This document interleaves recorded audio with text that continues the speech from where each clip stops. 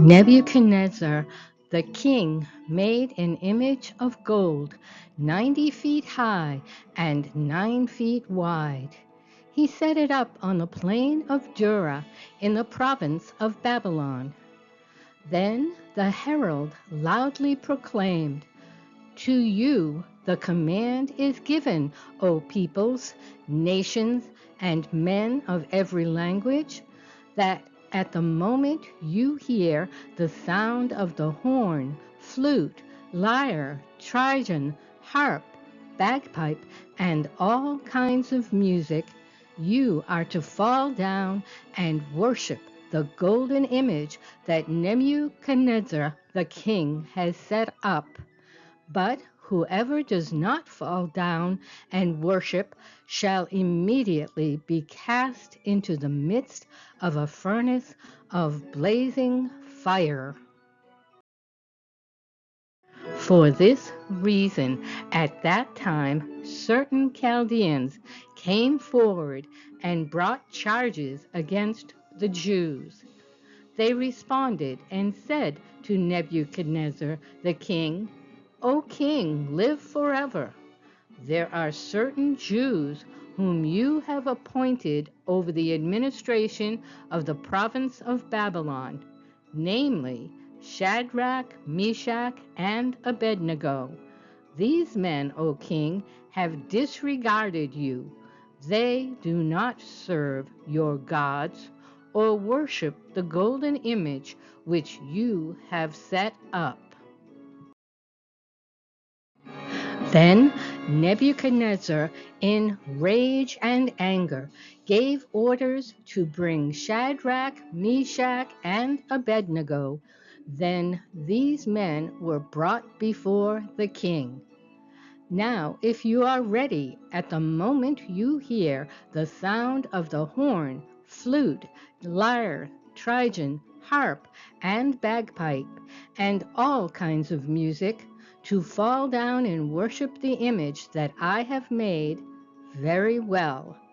But if you do not worship, you will immediately be cast into the midst of a furnace of blazing fire. And what God is there who can deliver you out of my hands?" Shadrach, Meshach, and Abednego replied to the king, "O Nebuchadnezzar, we do not need to give you an answer concerning this matter. If it be so, our God, whom we serve, is able to deliver us from the furnace of blazing fire. Then he will deliver us out of your hand, O king. But even if he does not, let it be known to you, O king, that we are not going to serve your gods or worship the golden image that you have set up." Then Nebuchadnezzar was filled with wrath, and his facial expression was altered toward Shadrach, Meshach, and Abednego. He answered by giving orders to heat the furnace 7 times more than it was usually heated. He commanded certain valiant warriors who were in his army to tie up Shadrach, Meshach, and Abednego in order to cast them into the furnace of blazing fire. Then these men were tied up in their trousers, their cloaks, their caps, and their other clothes, and were cast into the midst of the furnace of blazing fire.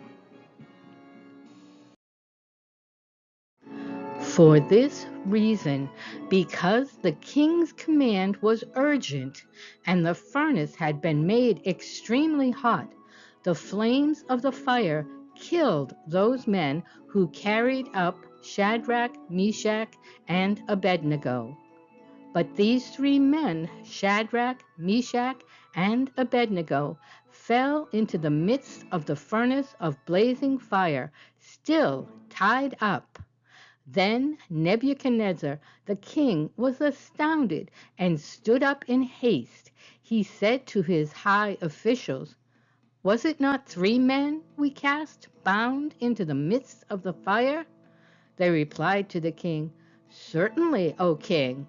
He said, "Look, I see 4 men loosed and walking about in the midst of the fire without harm, and the appearance of the fourth is like a son of the gods." Then Nebuchadnezzar came near to the door of the furnace of blazing fire. He responded and said, "Shadrach, Meshach, and Abednego, come out, you servants of the Most High God, and come here." Then Shadrach, Meshach, and Abednego came out of the midst of the fire. The satraps, the prefects, the governors, and the king's high officials gathered around and saw in regard to these men that the fire had no effect on the bodies of these men, nor was the hair of their heads singed, nor were their trousers damaged, nor had the smell of fire even come upon them. Nebuchadnezzar responded and said, "Blessed be the God of Shadrach, Meshach, and Abednego, who has sent his angel and delivered his servants who put their trust in him, violating the king's command, and yielded up their bodies so as not to serve or worship any god except their own God. Therefore, I make a decree that any people, nation, or tongue that speaks anything offensive against the God of Shadrach, Meshach, and Abednego shall be torn limb from limb, and their houses reduced to a rubbish heap, inasmuch as there is no other God who is able to deliver in this way." Then the king caused Shadrach, Meshach, and Abednego to prosper in the province of Babylon.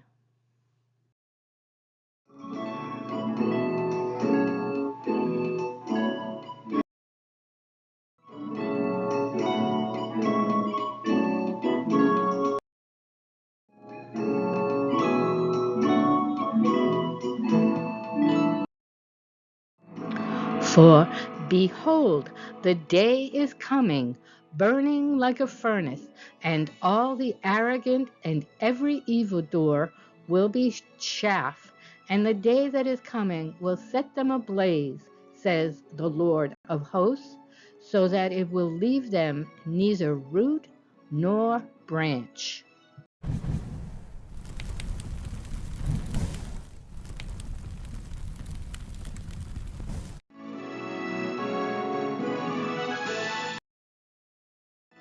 But for you who revere my name, the Sun of Righteousness will rise with healing in its wings, and you will go forth and skip about like calves from the stall.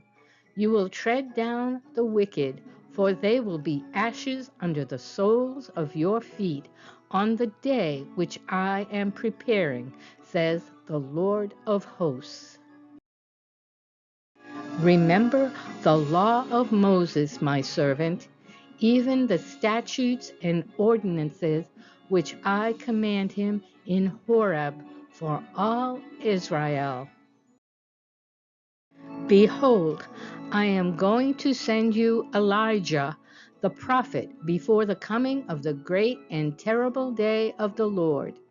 He will restore the hearts of the fathers to their children, and the hearts of the children to their fathers, so that I will not come and smite the land with a curse.